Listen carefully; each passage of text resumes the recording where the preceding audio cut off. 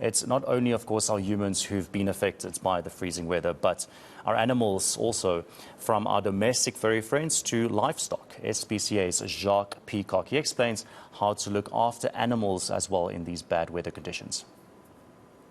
It certainly has been something that I don't think anyone in the country is used to.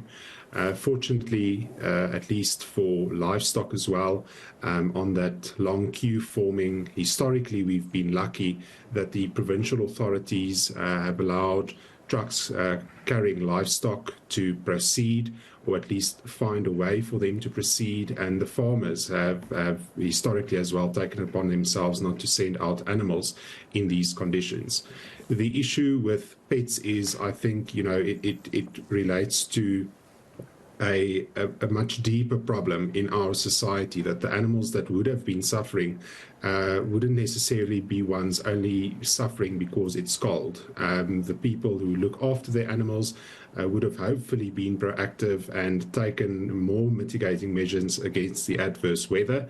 But unfortunately, the ones that might be suffering are the ones that are, for example, already on chains, or who don't have adequate shelter for favorable weather even, or who do not have adequate food or water.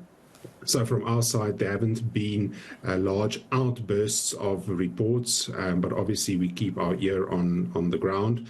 And just with any disaster, it's incredibly difficult to do a flash disaster response. If you look at fires or floods, you can't get into the area while the disaster is still striking.